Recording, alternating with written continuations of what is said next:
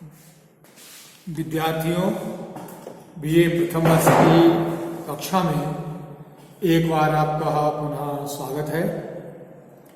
हम आपको आपके पाठ्यक्रम में निर्धारित मलिक मोहम्मद जायसी द्वारा लिखित उनके चर्चित महाकाव्य पद्मावत द्वारा अवतरित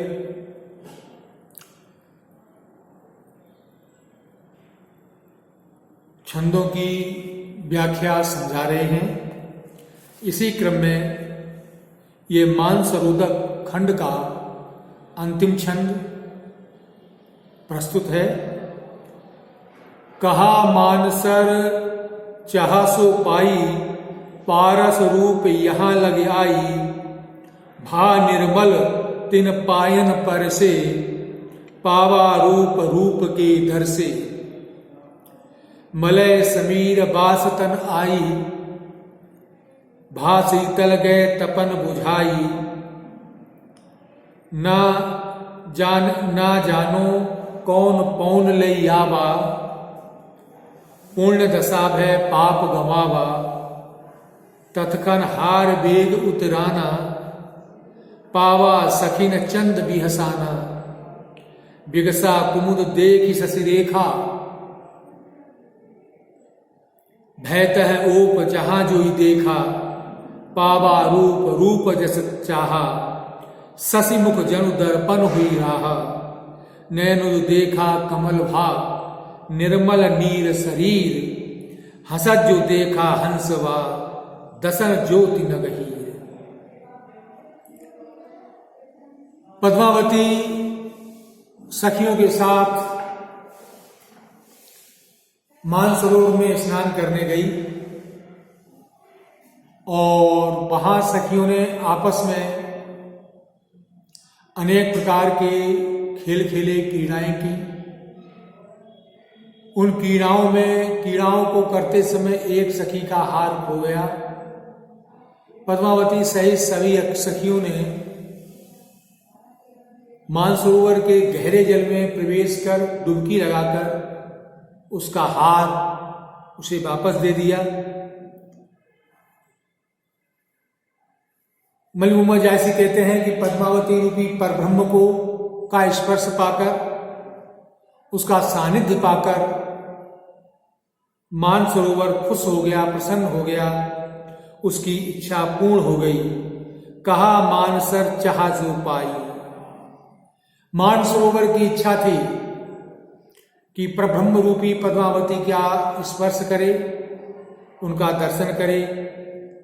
पारस रूप यहां लगाई, वो पारस रूप, पारस के समान रूपाशोक्ति अलंकार पद्मावती जो थी वो मानसरोवर में आ गई। यानी मानसरोवर यह चाहता था कि पद्मावती का दर्शन, उसका सानिध्य से प्राप्त हो, और वो पारस रूपी, पारस पत्थर होता है जिसके सानिध्य में कोई सानिध्य में धातु लोह आदि धातुएं आ जाती हैं तो सोना बन जाती है। तो इस यहाँ पर मानसरोवर पद्मावती को पारस रूप में मानता है। वो जैसे पारस के सानिध्य से कोई वस्तु सोना बन जाती है, उसी प्रकार से पद्मावती जब मेरे जल के अंदर प्रवेश करेगी तो मैं शुद्ध पवित्र और निर्मल हो जाऊंगा। भा निर्मल तिन पाहन पर से, वो कह रहा है भा निर्मल, मैं स्वच्छ हो गया हूं, पवित्र हुआ गया हूं, तिन पायन पर से, पद्मावती के चरण का स्पर्श करके, पद्मावती का सानिध्य पाकर, पद्मावती को अपने जल में, अपने भीतर देखकर मानसरोवर प्रसन्न हो गया है और निर्मल पवित्र हो गया है। पावा रूप रूप के दर से, पावा रूप, और उसने भी सुंदर रूप प्राप्त कर लिया है। रूप के दर से पद्मावती, रूप का सुक्ति अलंकार, पद्मावती के अद्वितीय सौंदर्य का स्पर्श करके, पद्मावती के अद्वितीय अनुपम सौंदर्य का दर्शन करके वह भी क्या हो गया है, अपूर्व अद्वितीय सौंदर्यशाली हो गया है। मलय समीर बासतन आई, मलय समीर चंदन की वायु बास कहते हैं सुगंधी, तन कहते हैं शरीर में, आई मतलब आई, भा शीतल गए तपन बुझाई, भा शीतल वो शीतल हो गया, तपन कहते हैं गर्मी ताप उष्णता, बुझाई कहते हैं शांत हो गई। जब पद्मावती ने मानसरोवर के जल में प्रवेश किया तो मानसरोवर के जल में प्रवेश करने से ही पद्मावती के शरीर में पद्मावती ने अंगराग के रूप में, इत्र इत्यादि के रूप में जो चंदन अपने शरीर पर लगा रखा था उसकी सुगंधी से जो है मानसरोवर का जल भी शीतल हो गया और उसकी तपन, उसकी गर्मी शांत हो गई। कहना यह चाहते हैं कि मानसरोवर बहुत दिनों से पद्मावती के आगमन की प्रतीक्षा कर रहा था। पद्मावती रूपी अग्नि, पद्मावती रूपी परब्रह्म के आगमन से उसका स्पर्श पाते ही मानसरोवर की जन्म जन्मांतर की पीड़ा, तपनी, उष्णता, दहा सब नष्ट हो गए। उसी प्रकार से जैसे चंदन के स्पर्श से गर्मी शांत हो जाती है, इस प्रकार पद्मावती के मानसरोवर में प्रवेश करने से मानसरोवर की सारी पीड़ाएं समाप्त हो गईं। न जानो कौन कौन ले आवा पुण्य सब है पद। मानसरोवर सोचता है न जानो, मैं नहीं जानता, कौन कौन ले आवा, हमारा कौन सा पुण्य ऐसा था जो पद्मावती को यहाँ ले आया।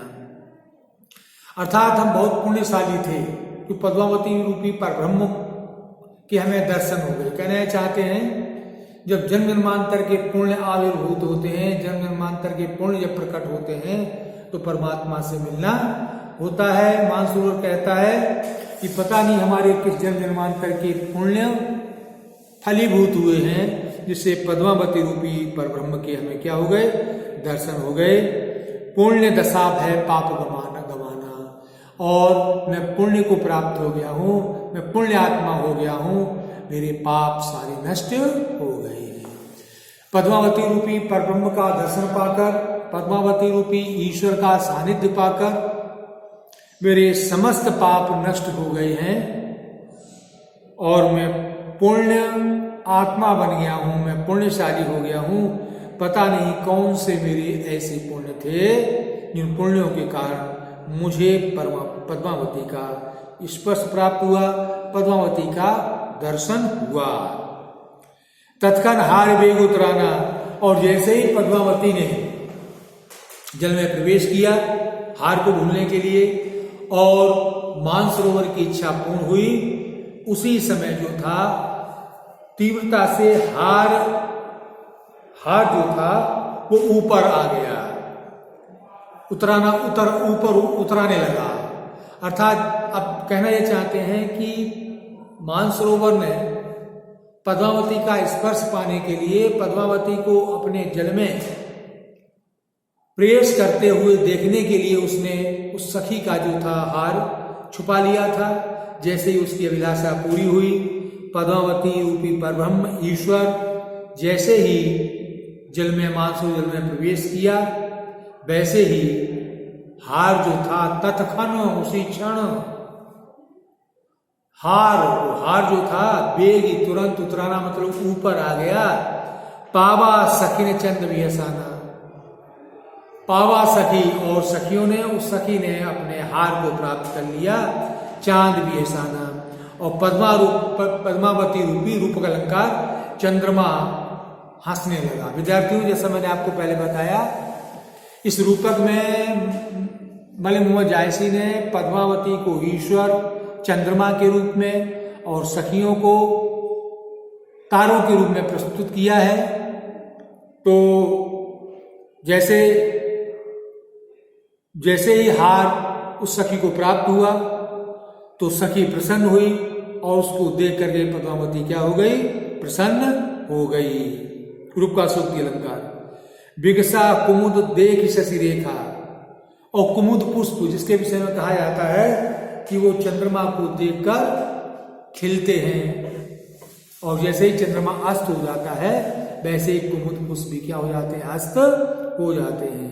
तो विगसा कुमुद, कुमुद जो था, कुमुद जो पुष्प था वो खिल गया, देख शशि देखा, चंद्रमा की रेखा देख करके, अर्थात पद्मावती रूपी चंद्रमा को देखकर तालाब में कुमुद क्या थे, खिल गए।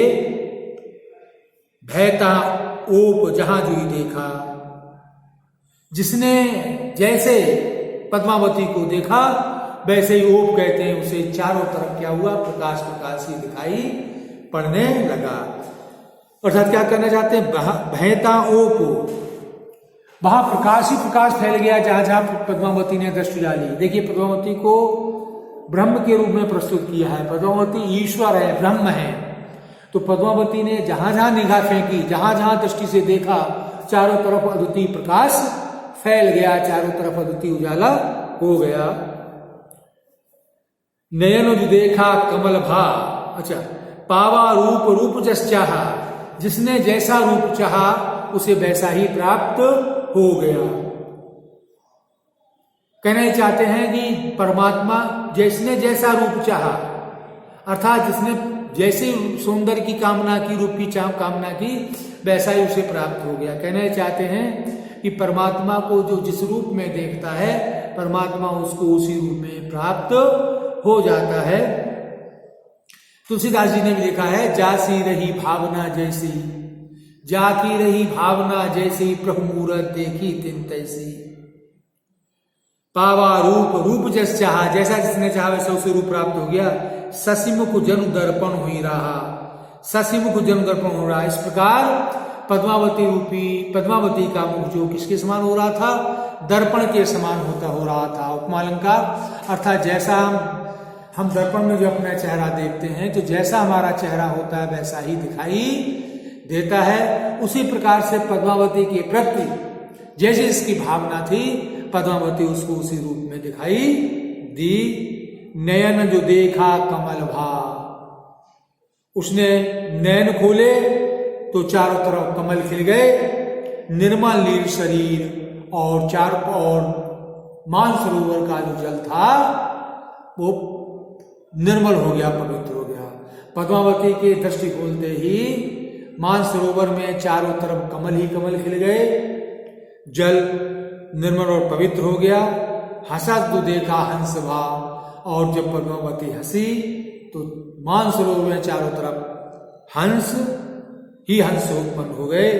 दसन ज्योति नगधीर, और जब वो हंसने लगी उसके दांतों की छाया पड़ी तो नगहीर, तो चारों तरफ पर्वत और हीरे चारों तरफ क्या हो गए, उत्पन्न हो गए। चारों तरफ सफेद पर्वत दिखाई देने लगे, हीरे हीरे दिखाई देने लगे।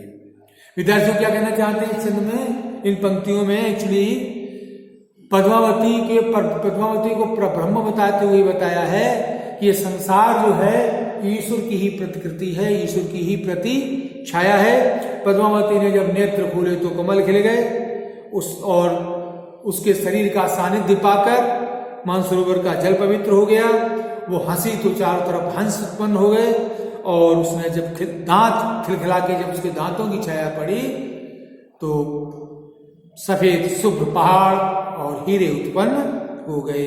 कुल मिलाकर कहना यह है, इस छंद में पद्मावती को परब्रह्म के रूप में, ईश्वरी सत्ता के रूप में प्रस्तुत किया है।